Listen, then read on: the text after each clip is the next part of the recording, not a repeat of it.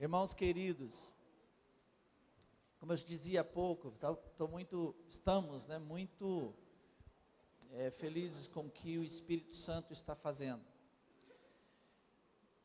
Algumas outras coisas que têm estado no nosso coração, gostaria de compartilhar aqui, mas sempre a gente fica com medo de reter alguma coisa que Deus está fazendo na vida de vocês. Então a gente vai tentando ouvir o Espírito Santo entre uma coisa e outra, né? Por quê? Porque Deus opera, não é por meio da pregação, Deus opera do jeito que Ele quiser, amém? Eu estou vendo isso, Deus construindo as coisas, então talvez Deus queira construir algo por meio agora de uma palavra também, amém? Vamos pedir isso a Deus? Amado Deus, nos colocamos em submissão ao Senhor, desejando que o Espírito Santo do Senhor prevaleça e que Cristo seja glorificado entre nós, de todas as formas, de maneira que aquilo que o Senhor quer fazer seja feito, pelos meios que o Espírito do Senhor quiser usar. Então use esse tempo também, de ministração da Tua Palavra, da unção, a mim para falar, aos irmãos para ouvir. Que o Senhor distribua os dons agora desta forma, e nos ajude, em nome de Jesus, amém, amém. Em Lucas capítulo 24, 44 a 49, agora nem me preocupo mais em abrir a Bíblia, né, porque o Vitinho ali é fera. A seguir Jesus lhes disse: são estas as palavras que eu vos falei, estando ainda convosco. Importava se cumprisse tudo o que de mim está escrito na lei de Moisés, nos profetas e nos salmos. Então lhes abriu o entendimento para compreenderem as Escrituras. Volta no versículo anterior. Eu falei até o 49? Então vamos adiante, desculpa aí de novo. Eles dizem: assim está escrito que o Cristo havia de padecer e ressuscitar dentre os mortos no terceiro dia, e que em seu nome se pregasse arrependimento para a remissão de pecados a todas as nações, começando de Jerusalém. Vós sois testemunhas destas coisas. Eis que envio sobre vós a promessa de meu Pai. Permanecei, pois, na cidade, até que do alto sejais revestidos de poder. Amém? Esse texto é muito rico, em alguns sentidos. Volta no início, porque está dizendo que, lembra que momento foi esse? Jesus morreu, ressuscitou e aparece aos discípulos. Foi uma das aparições de Jesus que ele está dizendo isso, depois de ressuscitado. E ele fala, a palavra que falei, estando convosco, que se cumprisse tudo o que estava escrito onde? Na lei de Moisés, nos profetas e nos salmos. Essas três instâncias aqui, lei de Moisés, profetas e salmos, eram as três divisões das Escrituras que os judeus conheciam naquele momento. Então, as Escrituras conhecidas era dividida assim: o Pentateuco, que era a lei de Moisés, os profetas, que eram os livros dos profetas, que incluíam livros históricos também, como de Reis e de Crônicas, e de Esdras e de Neemias, e Salmos eram os livros chamados poéticos, que incluía o livro de Jó, o livro dos Salmos, o livro de Eclesiastes e de Cantares. Então, eram as escrituras que eles tinham como inspiradas, e Jesus confirma, por aqui, a inspiração das escrituras também. Esse é um elemento importante para ser entendido, que a gente confia na inspiração da Bíblia, por causa de que Jesus assim o confirmou. E você vai ver, principalmente no livro do Evangelho de Mateus estas expressões, isso sendo confirmado a todo tempo, colocando sempre as Escrituras. E é interessante que os apóstolos escreveram os evangelhos muitos anos depois de Jesus ressuscitado. Então, eles escreveram quando eles estavam vivendo os acontecimentos no tempo real. Eles não conseguiram pegar a escritura correspondente e colocar no fato. Quando eles escreveram os evangelhos, anos e anos depois, aí eles pegaram as escrituras e estavam ali colocando, no momento que acontecia o fato, para se cumprir a escritura, para se cumprir a escritura, para se cumprir as escrituras. Importante demais isso. E aqui é que eles começam a perceber as escrituras nesse dia, porque diz, vai descendo ali, esse versículo 45, então lhes abriu o entendimento para compreender as escrituras. O que aconteceu nesse momento na mente dos apóstolos que estavam com Jesus? Eles percebem que Jesus tinha falado por diversas vezes antes de ser crucificado o seguinte: o Filho do Homem está subindo para Jerusalém, vai ser entregue à morte e vai ressuscitar no terceiro dia. Então eles se encheram de fé, não é verdade? Por causa das palavras de Jesus, entenderam bem o que Jesus queria dizer, e o dia que Jesus foi crucificado, eles pensaram: gente, espera um pouquinho, porque ele disse que vai ressuscitar ao terceiro dia, e ficaram num clima de expectativa, de fé e de festa interior, pensando, vai vir uma grande vitória. Foi desse jeito? De jeito nenhum. Eles fugiram, ficaram com medo e não entenderam nada. Mas aqui eles entenderam. Neste dia eles compreenderam o que eu chamo do momento profético em que eles estavam vivendo. Entender o momento profético é quando, pela graça e pela inspiração ou revelação do Espírito Santo, nós conseguimos ver os acontecimentos que estão no mundo à luz das Escrituras. Por quê? Porque quem controla a história chamada do mundo, mundana, ou a história secular, é Deus. A gente vê isso de um lado ao outro das Escrituras. Você vai ver, por exemplo, o livro de Daniel. Deus dá um sonho a um rei ímpio, para dizer o que ia fazer daquele momento até a volta de Cristo, e faz com que o profeta Daniel tenha então o discernimento. E não foi porque simplesmente Deus fala com Daniel, não, Deus dá um sonho, Deus tem uns meios estranhos de fazer as coisas, e daí? Dá um sonho a um rei ímpio, o cara tem um sonho, fica perturbado com o sonho, não lembra do sonho, chama os sábios e os magos e os casos encantadores, aquela gente que tinha, e fala, me interprete o sonho. Então eles falam, me conta o sonho, rei, eu não lembro nem do sonho, vocês têm que fazer eu lembrar do sonho, e ainda dizer a interpretação. Que missão impossível foi essa? Ia matar os sábios todos. Você vê como o cara era ruim, né?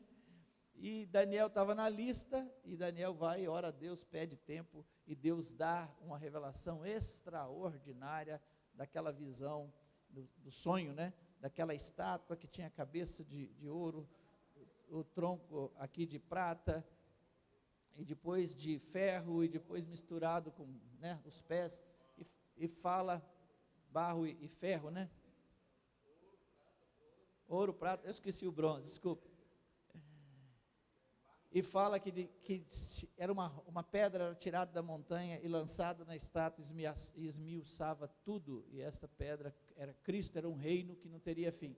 Em um resumo da história, e acontece na história exatamente, foi o reinado da Babilônia, ele tem o fim, depois se levanta o reino da Grécia, e depois o Império Romano, e agora nós aguardamos o último reino, amém? Gente, está se cumprindo tudo. Então, eles tiveram, Deus, aquele sonho de Nabucodonosor, ele foi vamos dizer, um sonho que mostra que é Deus que controla a história, que levanta os reis. E é isso que está escrito em Daniel, exatamente essa frase. A gente precisa entender isso, amém? E a gente precisa crer nisso, mas também nós precisamos pedir a Deus que aconteça conosco hoje o que aconteceu com esses apóstolos. Senhor, ajuda-nos, abre nosso entendimento para compreendermos as Escrituras no nosso tempo. Para quê? Para que a gente entenda o tempo aos olhos de Deus. E isso é importante? Claro que é. Porque se nós entendermos o tempo, nós vamos fazer, vai acontecer conosco o que aconteceu com os discípulos aqui esse dia. O que aconteceu com eles? Se você vê aqui o capítulo anterior, vocês lembram os 2 discípulos que estavam no caminho de Emaús? Todo mundo lembra? Que está aqui no livro de Lucas também, no capítulo 24, os versículos antes. Os 2 discípulos iam andando, falando do que tinha acontecido em Jerusalém, que era a crucificação de Jesus. E Jesus, já ressuscitado, começa a caminhar perto deles e pergunta: o que vocês estão conversando? Jesus sabia que eles estavam conversando, é lógico. O que vocês estão conversando aí? Eu quero, mas você é o único que, estando em Jerusalém, não sabe o que aconteceu. Ele falou: o que aconteceu? Que Jesus, o Nazareno, foi varão profeta, e fala o que aconteceu. Nós esperávamos que ele era o Messias, mas terceiro dia que ele morreu, e algumas amigas nossas falaram que viu ele ressuscitado, e foram no túmulo, não viram o corpo, mas eles não viram. Então aí Jesus entra, começa a falar com eles: seus tardios de coração, para compreender tudo o que os profetas disseram, tudo que as Escrituras, exatamente, mesma coisa aqui desses versículos que lemos. Jesus começa a falar com eles. É interessante que quando eles compreendem, isso acontece com os 2, a mesma coisa que está aqui, acontece com os 2, e vamos dizer, extraordinário o que acontece dentro deles. Por quê? Porque visto os fatos do ponto de vista de Deus, os mesmos fatos que estavam produzindo tristeza, que estavam produzindo medo, todo o desânimo e a desesperança, os mesmos fatos, vistos sob a inspiração de Deus, produziu fé, alegria, e eles então viram: puxa, então, esses fatos é para serem vistos de outra forma, do ponto de vista de Deus. E é assim hoje, amém?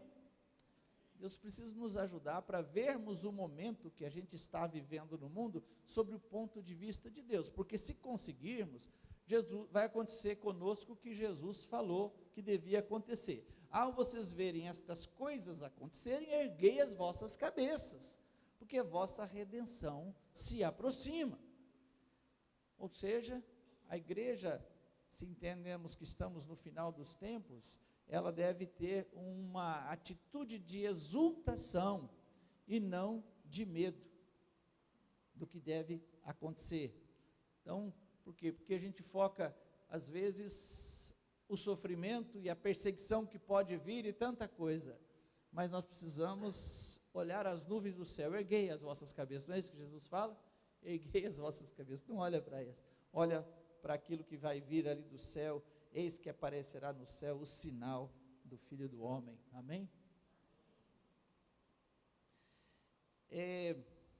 Eu queria lembrar também outra coisa importante que faz parte desse discernimento do momento que estamos vivendo, que é o texto de 2 Tessalonicenses, que eu acho que é um dos textos mais importantes para uma leitura do tempo que a gente vive agora.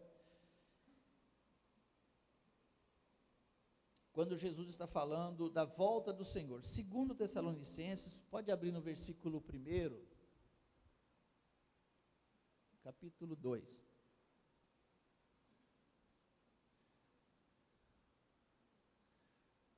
Olha só, vamos ler com calma e sem ansiedade o que todo esse capítulo está dizendo. Olha só a informação que o apóstolo estava dando àqueles irmãos sobre a volta do Senhor.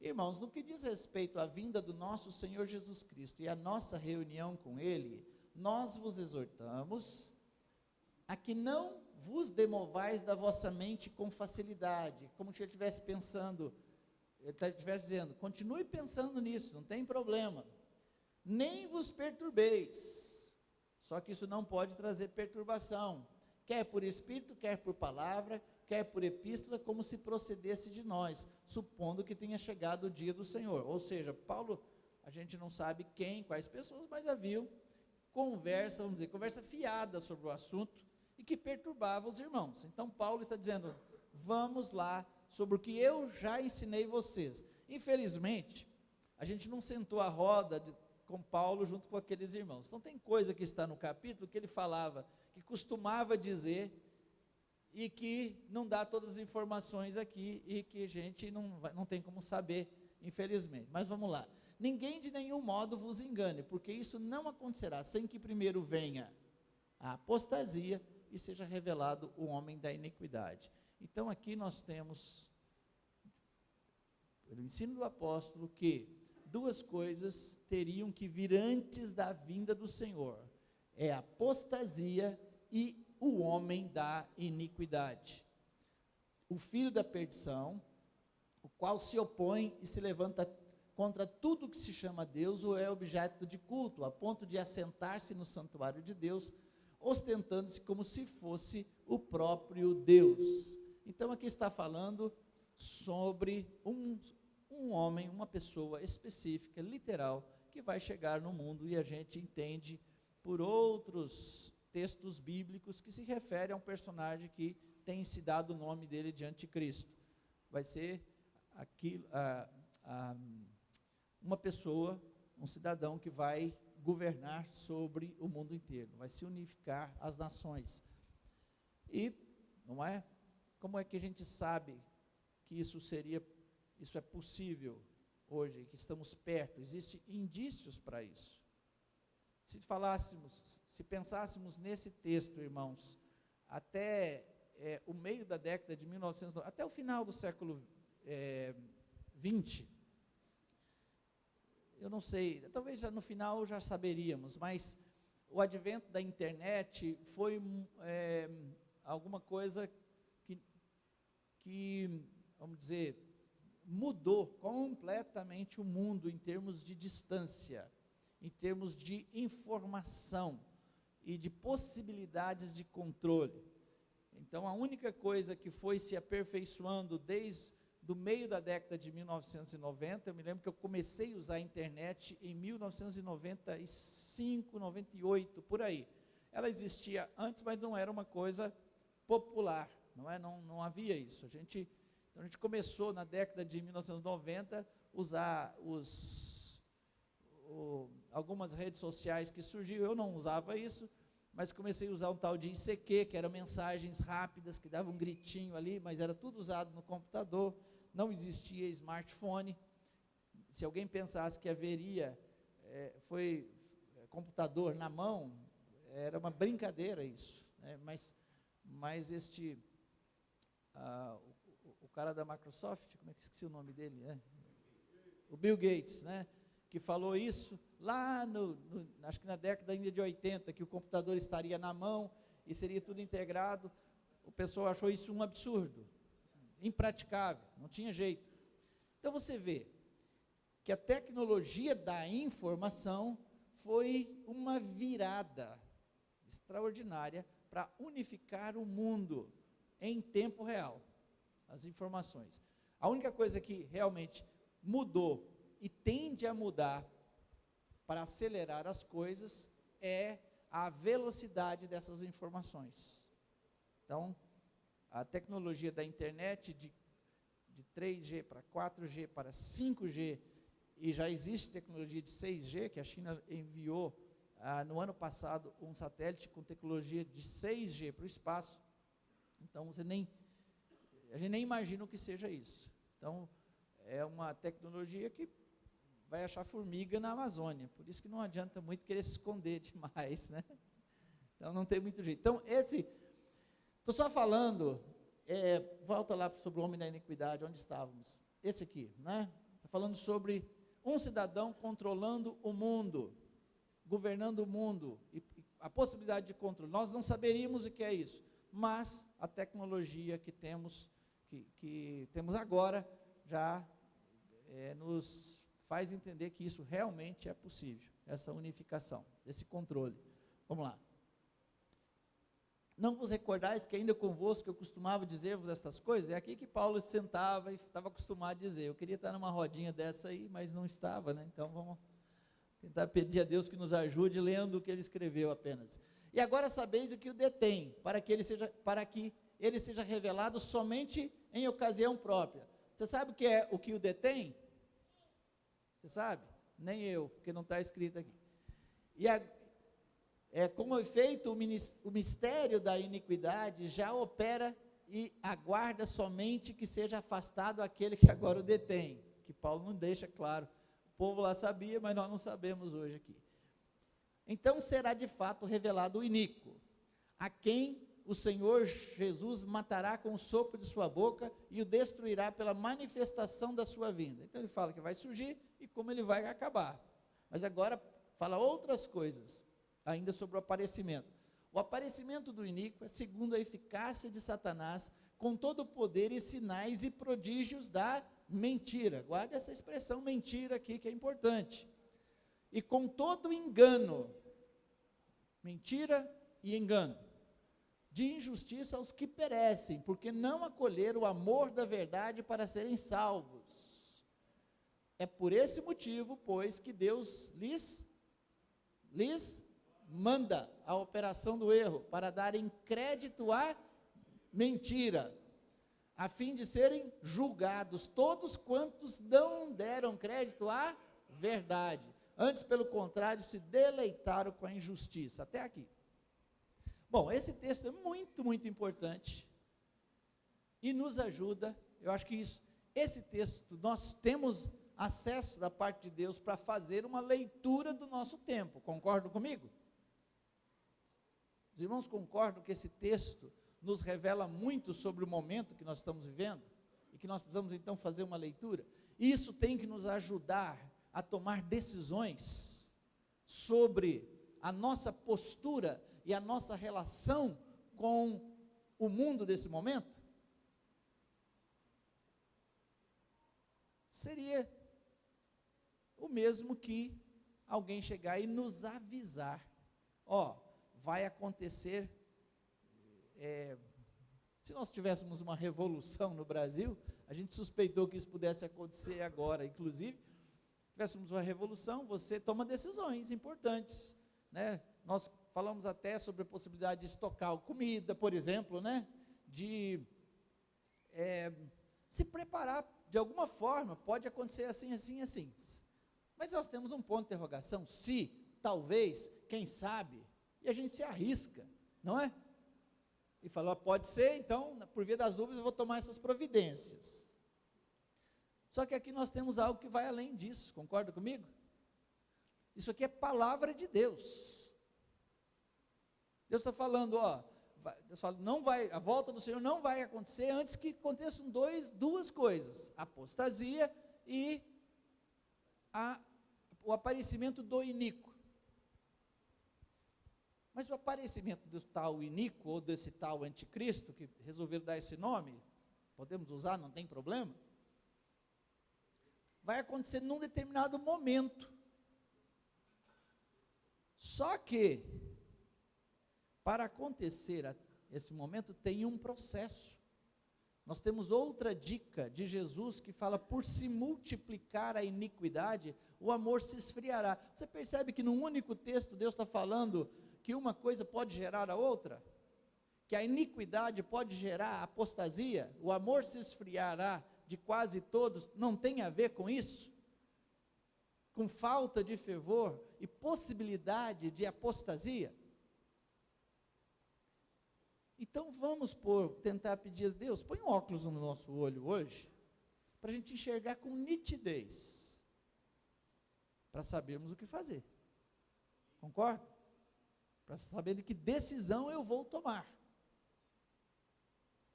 Se Jesus, ele diz que haveria iniquidade, E aqui Paulo está falando sobre o homem da iniquidade. E se nós então percebemos que isso aqui seria um processo, que a expressão de Jesus multiplicar a iniquidade significa que isso vai aumentando gradativamente. Aí nós olhamos, esse gradativamente, nós olhamos para 50 anos de história. Eu tenho meus 59, não tenho 60 ainda, tá? Estou com meus 59 anos. E eu olho para 50 anos atrás, que eu posso lembrar bem da história de 50 anos, da década de 1970 para frente. Sei o que é o mundo, e muitos de vocês são mais ou menos da minha idade, e alguns até um pouco além, não vou expor ninguém aqui. Aí você pensa, do ano de 1968, que teve uma marca importante, de uma revolução cultural no mundo, aquilo chamado contracultura, que aconteceu a partir da França, movimento hippie, e a quebra dos valores, a maneira que foi chamado de liberação sexual, a criação do anticoncepcional, por exemplo, como um instrumento para que o sexo fosse apenas prazer por prazer, para que você pudesse ter prazer sem responsabilidade, e a inversão dos valores. Olha, gente, a soma disso, o apodrecimento dos valores, foi se acentuando de uma forma que já no século XX estava impossível. Entramos no século XXI, a coisa, hoje nós estamos num mundo que você se sente ET, aonde você vai, naqueles lugares que você frequentava. Se você vai ao shopping, você fica horrorizado com a prática do homossexualismo, por todos os lados. Se for na academia, eu fico assustado dentro da academia com os homossexuais invadindo todos os lugares, à vontade, e não apenas, a coisa foi apenas para você se assustar, porque antigamente você podia se assustar, mas hoje você tem que fingir que não toma susto, não é assim? Você tem que, é aquilo que eu já disse a vocês, que é a ditadura do relativismo, porque antes você podia pensar diferente, e a pessoa dizia para você, isso está errado para você, mas não está errado para mim. A coisa piorou de tal maneira que agora é dito para você, não, você não tem direito de achar errado, você tem que achar certo, tem que achar bonito. Por que eu estou dizendo isso? Você já sabe, você sente isso, eu também. Eu estou apenas dizendo, irmãos, que está evidente um cumprimento profético dito nas Escrituras. Não temos motivos para ter dúvida de que vivemos no momento de cumprimento profético claro de final dos tempos. Certo? E aqui está dito, vamos lá no versículo 11 e 12. Deus lhes manda a operação do erro. Volta um pouquinho, 2 versículos anteriores. Olha lá. Com todo o poder e sinais prodígios da mentira. Eu vou dizer uma coisa meio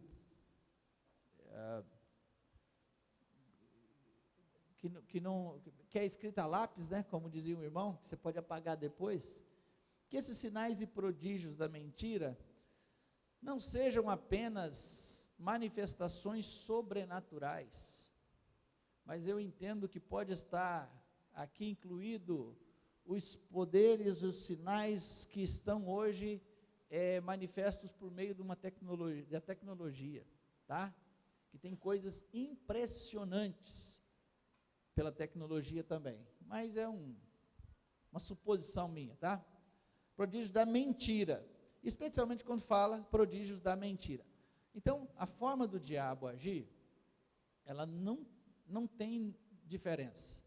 Lá no Jardim do Éden, com a Eva foi assim, veio e mentiu. Jesus depois diz claramente, o cara é o pai da mentira. E aqui não vai ser diferente, ele vai atuar naquilo que lhe é próprio, por meio da mentira, vai o outro versículo, e com todo engano de injustiça aos que perecem. Engano de injustiça, eu creio que podemos interpretar que tem a ver com a inversão de valores, onde as pessoas veem coisas absurdas sendo declaradas como certas, não é? E a gente está errado isso aqui, mas a imposição do chamado politicamente correto faz você fica sem graça, mas é igual aquela história lá da roupa nova do rei, que um dia eu contei aqui para vocês, que fala sobre o politicamente correto, né? Então, o que eu queria apenas mostrar aqui é que o texto está dizendo que Deus manda a operação do erro. Isso nos mostra que é um juízo de Deus, sobre o mundo ímpio do final dos tempos. Você pode pensar, é assim, Deus age desse jeito? Eu queria só que vocês, para comprovar que isso é um julgamento de Deus, porque é importante a gente entender que é Deus, que não apenas está permitindo, mas enviando a operação do erro neste mundo como um juízo. Depois vamos precisar voltar aqui, mas Romanos capítulo 1, só para vocês verem como que Deus atua desse jeito.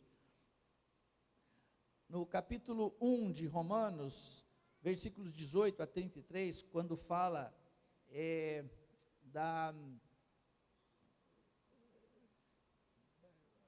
da iniquidade no mundo, né, na perversão da humanidade, esse texto de Romanos 1, ele fala da perversão dos homens em qualquer época, e por isso tem a sua aplicação no final dos tempos também.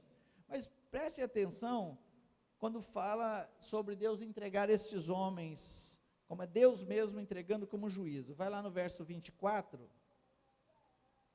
fala, por isso Deus entregou tais homens à imundícia. Deus que fez, Deus entregou pelas concupiscências do seu próprio coração, para desonrarem os seus corpos entre si. Está falando sobre a promiscuidade na área moral, e como Deus entrega os homens, então, como um juízo, entrega os homens a essas práticas, pois eles mudaram a verdade de Deus em mentira, adorando e servindo a criatura em lugar do Criador, o qual é bendito eternamente, amém.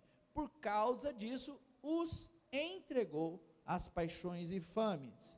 Depois o verso 28, por haverem desprezado o conhecimento de Deus, o próprio Deus os entregou a uma disposição mental reprovável.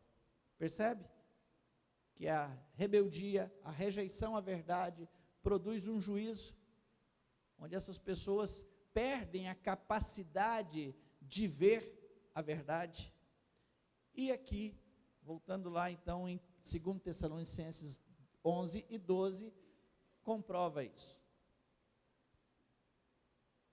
Vocês então conseguem, eu e vocês juntos aqui, conseguimos fazer uma leitura do mundo então com clareza nesse momento? Tá? O que isso então implica? Quais as implicações imediatas para nós? Então, Deus disse, nos avisou, que no final dos tempos haveria multiplicação de iniquidade, e haveria de acontecer duas coisas, que seria a iniquidade no mundo e a apostasia na igreja. Eu entendo que é o mesmo Espírito, que é esse juízo da operação do erro. Se nós olharmos para a igreja, nós percebemos indícios disso? Percebemos? indícios de apostasia? Fortíssimos. Irmãos, eu fico pensando, se um dos apóstolos, se o apóstolo Paulo caísse no século 20, no século 21, né, onde nós estamos, e chegasse um domingo à noite, e passeasse pelas ruas da cidade, e ouvisse, passasse em frente aos cultos cristãos, e estivesse comigo ou com você, eu acho que ele ia perguntar, ouvindo aquelas coisas, ouvindo o que estava acontecendo, ele ia perguntar para mim e para você, do que se trata? Aí nós íamos falar, não, são os filhos de Deus reunidos, cultos. Aí ele parava para ver o que está acontecendo, e o que está sendo pregado, ele falando, você está brincando, está de brincadeira comigo? Está me tirando? É assim, né? Ele ia falar assim, né, porque no século 21, né? Mas, gente, comparado o que é a Escritura, porque a gente se acostumou, nós nos acostumamos, mas é uma coisa completamente diferente. O mundo instalado, a pregação, é uma pregação que torna a felicidade do homem como uma coisa que é mais importante do que a glória de Deus, enfim. O evangelho se tornou uma mercadoria. Assim, irmãos, o que era ruim piorou. O evangelho que foi pregado no século 20 já era ruim, por quê? Porque tirou o governo de Cristo da sua pregação. Houve uma mudança no DNA. O evangelho foi geneticamente modificado.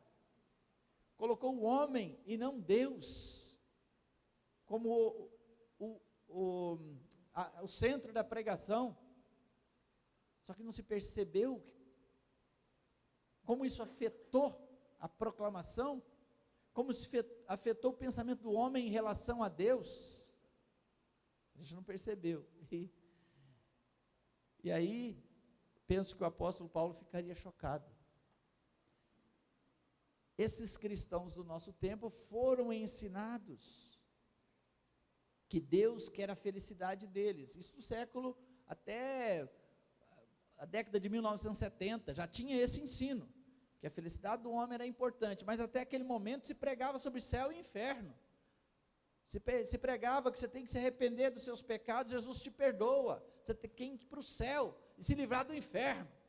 Então o evangelho da salvação ainda produzia alguma salvação, por quê?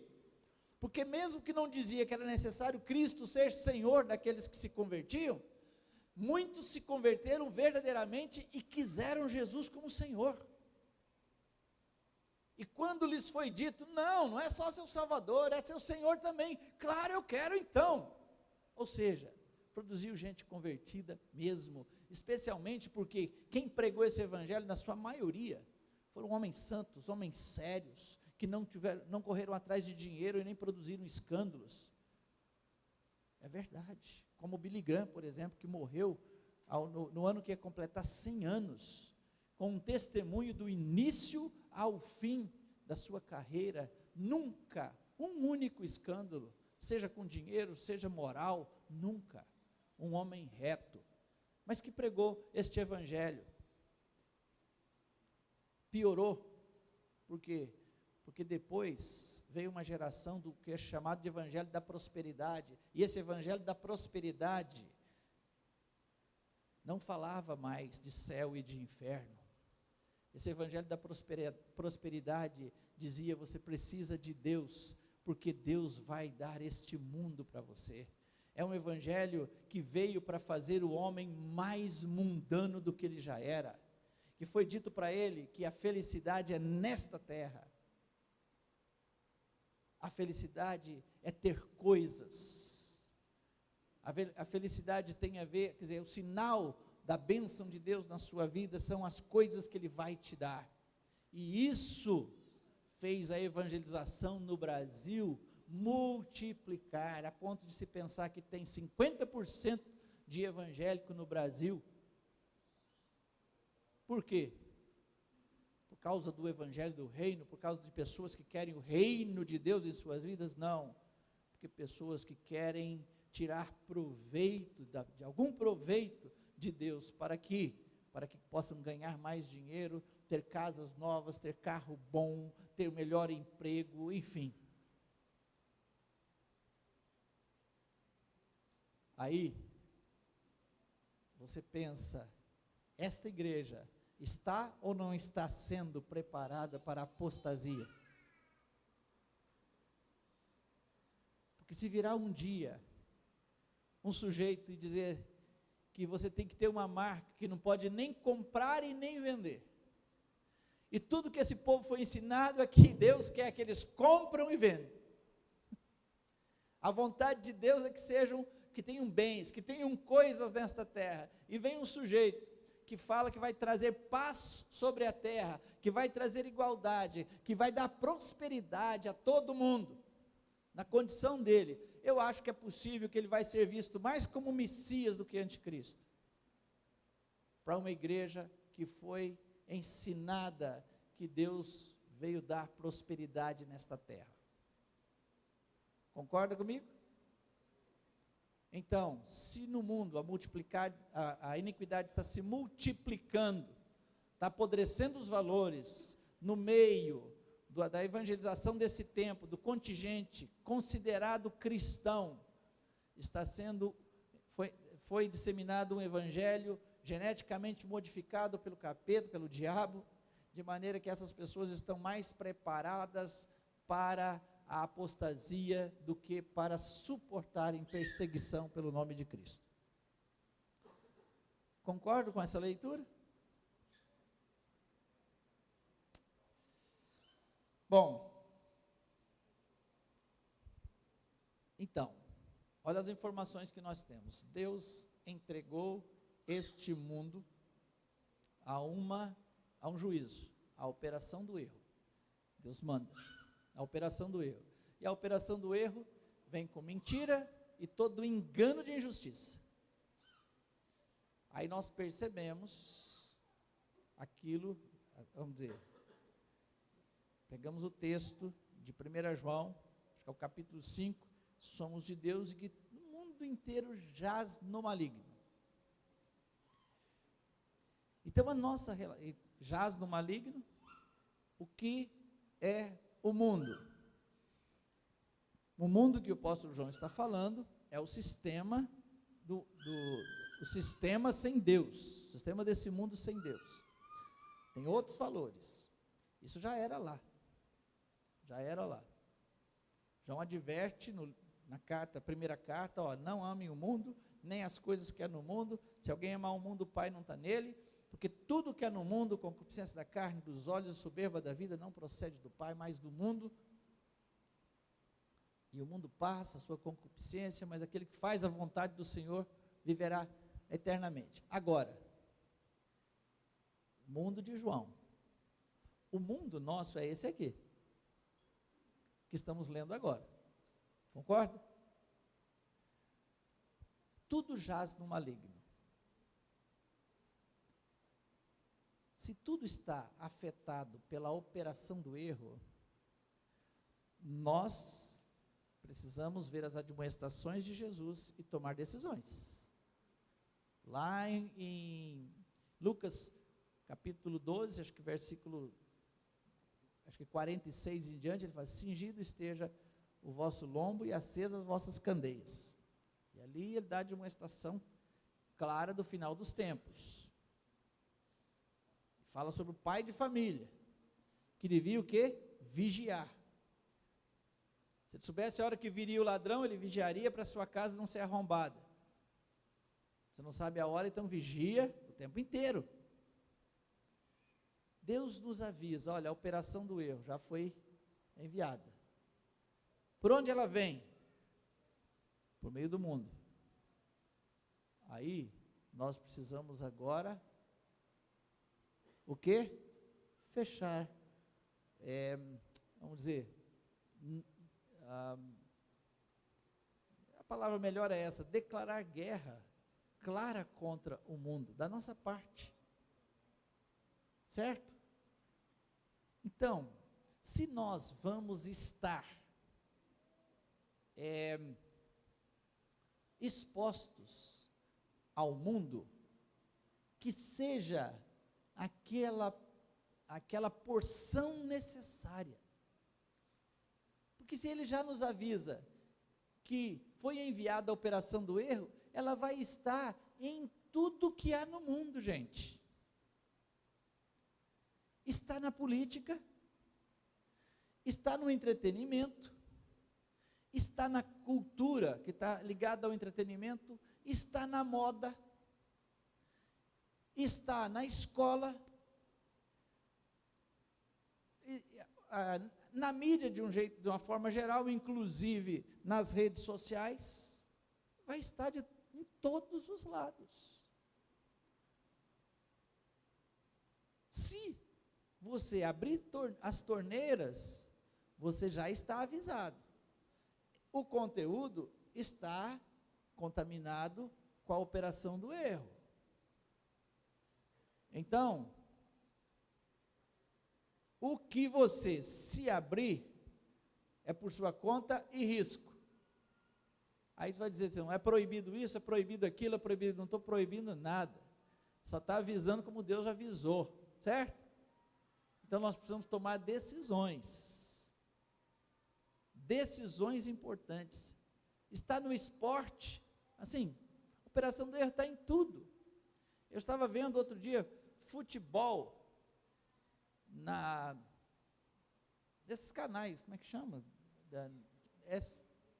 Sport TV, que é da Rede Globo, e nos intervalos, propagandas pró-LGBT, nos intervalos. E eu fico pensando, a Rede Globo tem interesse de disseminar isso? Talvez um tantinho assim. Mas o que eu acredito, na verdade, é que existem homens como Jorge Soros e outros que são bilionários, que estão injetando dinheiro, estão pagando essas propagandas. Porque quem tem essa agenda na mão, vem lá da ONU, tem uma agenda 2030 para ser cumprido. Então, tem gente bilionária, que tem dinheiro para jogar fora, que está engajada nessas campanhas. Tudo está contaminado, gente. Vamos insistir para ir no shopping, vamos insistir para ir no cinema, vamos ver série, não sei do que. Tudo está avisado. Está entregue à operação do erro. A gente tem falado sobre entretenimento desde o final do século XX, não é? Vocês têm me ouvido falar disso. E na década de 1960, que é muito mais tempo, ou antes disso, Tozer falava do que seria, do que já era, ele conseguia ver o futuro, parece, do que seria a indústria do entretenimento. Mas o que de mais valioso ele falou sobre o entretenimento foi o seguinte, ele falou, olha, os cristãos antigos viam o entretenimento como uma coisa ruim, quase que por si mesmo. Ou seja, entretenimento era uma coisa para a pessoa que não conhece Deus. Era assim que os crentes antigos viam, sabia? Numa época que não existia TV, que não existia série, que não existia pacotes de viagem, que não existia esses Disney, né, esses lugares de diversão, de parque aquático de diversão, essas coisas todas, essa indústria que existe hoje, não existia. Pouco cinema talvez já existia, porque cinema existe desde o início do século XX quase. Mas já era visto assim. Mas o que há de melhor que ele fala isso era visto como uma pessoa sem Deus. Por quê? Porque o homem sem Deus precisa achar sentido para a vida todos os dias. O homem sem Cristo não tem dentro de si um manancial. Não tem um manancial dentro do seu peito, ele precisa de doses diárias de sentido, doses diárias para ele, faz sentido eu viver, então eu preciso de alguma coisa, é como se fosse um entorpecente, porque ele não tem fonte de vida, não tem um manancial dentro dele. É isso que nós cremos? Porque se nós pensarmos nisso com seriedade e conseguirmos encarar, nós vamos entender que a necessidade de entretenimento é a necessidade de cisterna rota. Essa é a pura verdade.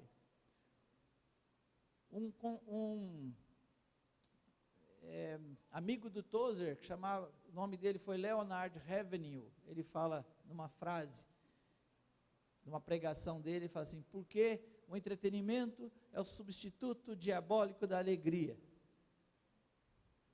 Você vê que isso parece uma bala de canhão para cima da gente, concorda? É uma bazuca atirando da gente. Por quê? Porque nós somos parte feliz em Deus e parte feliz no mundo, mas está avisado, em tudo isso tem operação do erro, está contaminado, é fruta podre, está avisado, gente.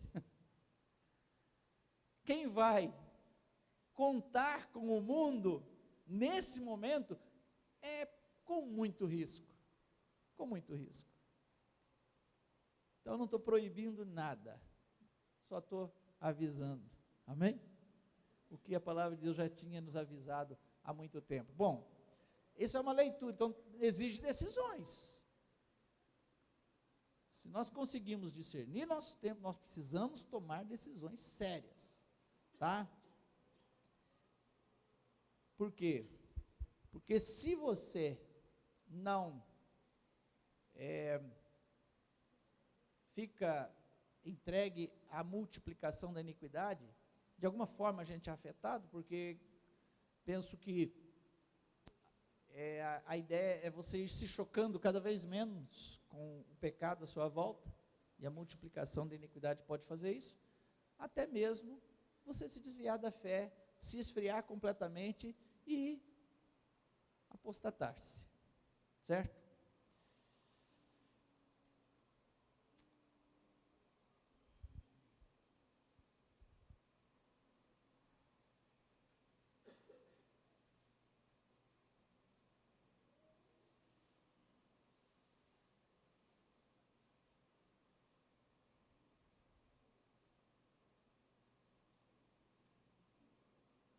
Bom, acho que basta, né?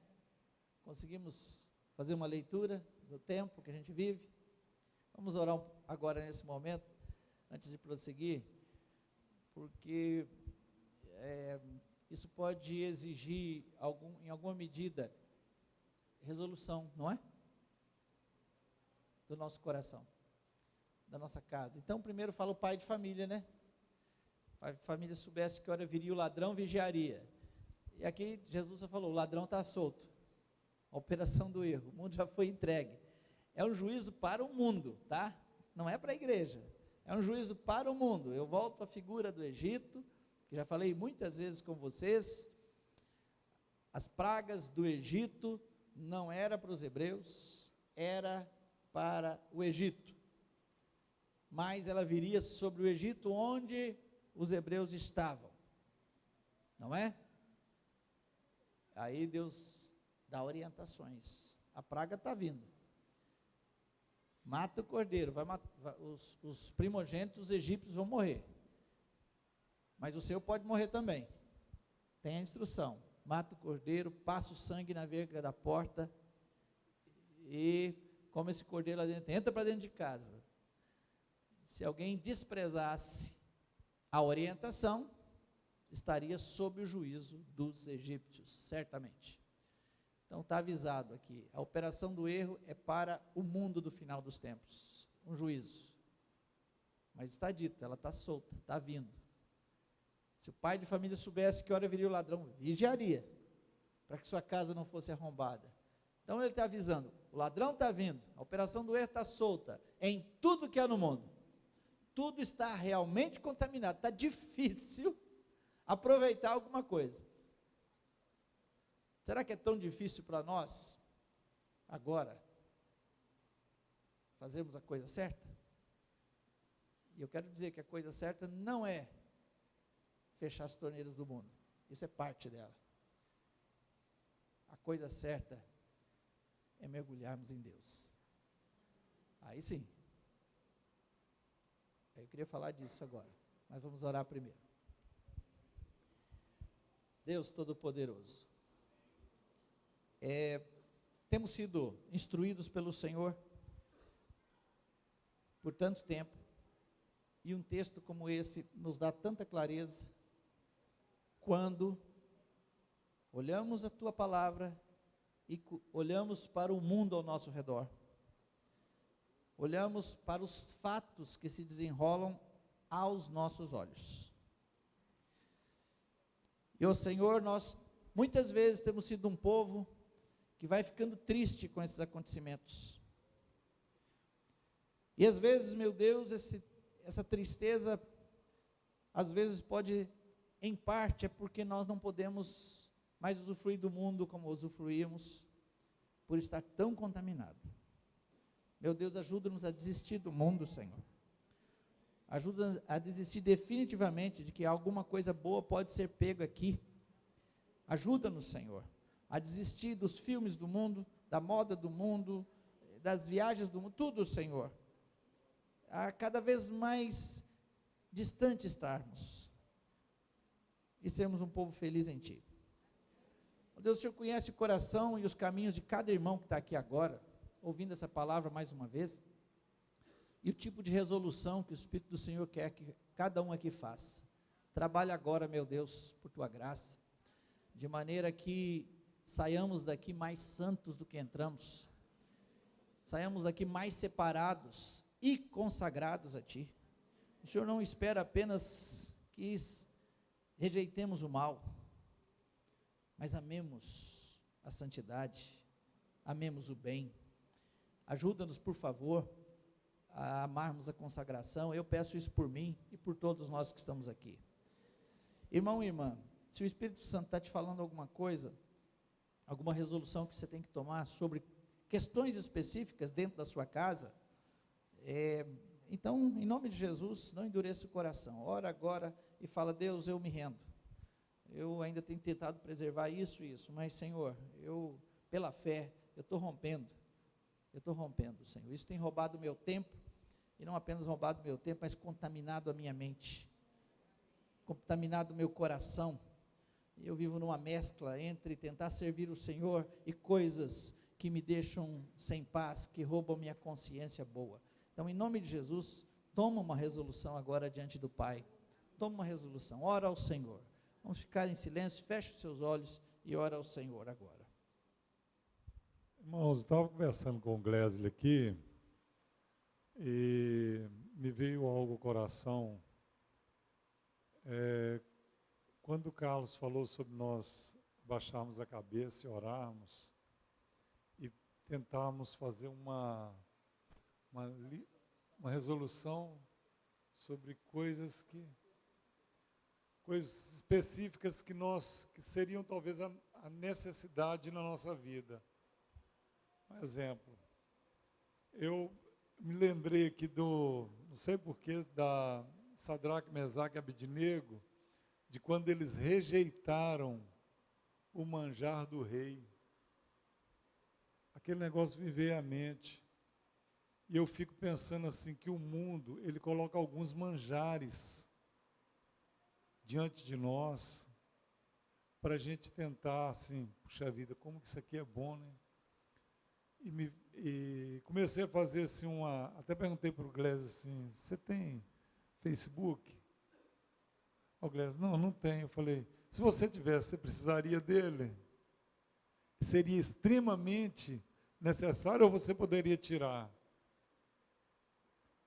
E aí, assim, são muitas coisas que nós podemos tentar levantar a nossa vida e fazer uma lista e falar assim: isso eu não preciso, isso é manjar do mundo, isso é manjar do mundo, isso é manjar do mundo, eu posso tirar. Porque aí você vai ter coisas a colocar no lugar disso, que seria o quê? Conhecimento de Deus, busca de Deus, comunhão com os santos, oração, pregação do Evangelho, e isso seria o suprimento de Deus, a alegria que o Carlos falou, que vinha dos céus para nós, nesse momento. Amém. Nós temos pouco tempo, e o tempo parece que vai se esgotando mais e mais rápido, nesse final dos tempos, não é assim? E nós estamos cansando, porque o faraó dessa época parece que falou assim: agrave-se o trabalho sobre este povo para que não deem atenção às palavras mentirosas. No caso lá do Egito, você lembra do que se referia? Moisés chegou e falou: Deus vai levar vocês para uma terra que manda leite e mel, chegou o tempo, ó gente, e tal. Ele avisou aquilo, a notícia correu no meio dos hebreus, e Faraó falou: opa, eu tenho uma providência, né? Vão agravar o trabalho, eles estão ociosos, eles estão não tendo serviço direito, vão dar mais serviço para esse povo, vamos agravar sobre eles o trabalho, para que eles não deem ouvidos a palavras mentirosas, a palavra que está prestes a sair do Egito. Nós temos uma palavra que estamos prestes a sair deste mundo, que Cristo está às portas, e o faraó desse tempo vão agravar o trabalho para que eles não deem atenção às palavras mentirosas. Nós precisamos tomar decisões, não temos? É muita coisa, gente, para tirar nossa atenção e roubar o tempo. Você lembra de Mateus 25, que está escrito lá no capítulo inteiro? Vou lembrar vocês de novo, terminar lembrando disso, e amanhã a gente volta no assunto que eu queria entrar. Mateus 25 é depois de Mateus 24, claro. Você sabe que não foi escrito assim, capítulo e versículo, todo mundo já sabe disso, né? Capítulo e versículo foi colocado na Bíblia lá na Idade Média, não existia isso, e foi um recurso bom para a gente conseguir achar os endereços dos textos, ficou mais fácil, é útil, mas às vezes a gente tem que entender a Bíblia sem isso também. O que nós chamamos de Mateus 24 é o que a gente chama de sermão profético, que Jesus fala da sua volta, o versículo que a gente memorizou, então aparece lá no céu, o sinal do Filho do Homem, então está em Mateus 24, já no final, termina o capítulo 24, começa o 25, falando assim: então o reino dos céus é semelhante a 10 virgens, então aqui temos a parábola das 10 virgens, que fala que metade delas foram desqualificadas por causa de quê? De falta de azeite reserva. Esse zelo de que estamos falando aqui hoje, no final dos tempos, é o zelo do azeite reserva, amém? Concorda?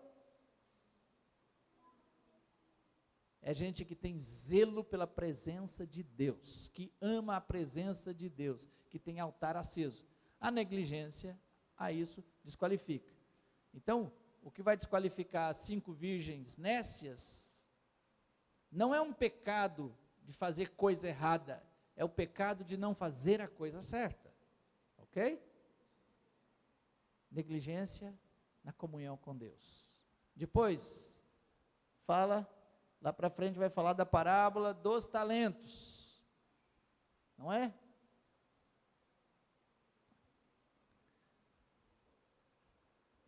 Olha, estou contando com você agora, Vitinho, cadê aquela, aí, volta ao início, quando começa a falar dessa parábola.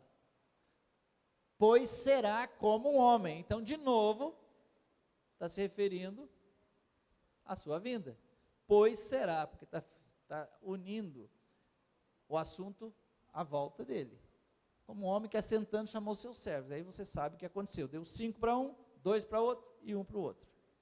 Esse aqui mostra que a negligência, a obra de Deus, desqualificou. Seria esse o resumo. Negligência. E o último fala sobre o grande julgamento, que é quando vai colocar os cabritos à esquerda e as ovelhas à direita, e vai dar aquela palavra terrível: vinde benditos meus pais para o rei, tal, tive fome e me deste de comer, tive sede e me deste de beber, era forasteiro e me hospedaste, vai passando, estava nu e vestisse, enfermo, vai passando, e aí o povo vai dizer, as ovelhas: quando aconteceu isso, Senhor? Passe. Quando? Vai, passe. Passe. E o rei vai dar essa resposta: em verdade vos afirmo que sempre que fizestes a um desses meus pequeninos irmãos, a mim me fizeste. Aqui fala que os outros vão ser desqualificados por não terem feito isso, E aqui fala, não é fazer o bem a qualquer pessoa, aos meus pequeninos irmãos.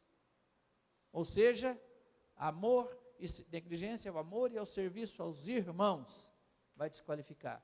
Então percebe que Mateus 25 é um capítulo que mostra a desqualificação pela negligência e não pelos pecados de comissão. Pecado de comissão é fazer a coisa errada. Pecado de omissão é não fazer a coisa certa. Isso dá muito temor. E o pai, vou terminar com essa frase aqui. O pai do pecado da negligência é o que rouba nosso tempo. E o entretenimento é o principal deles. Certo? Porque você precisa de tempo para se dedicar a isso. Seu tempo é roubado de outra maneira, você não vai ter como fazer a coisa certa mesmo.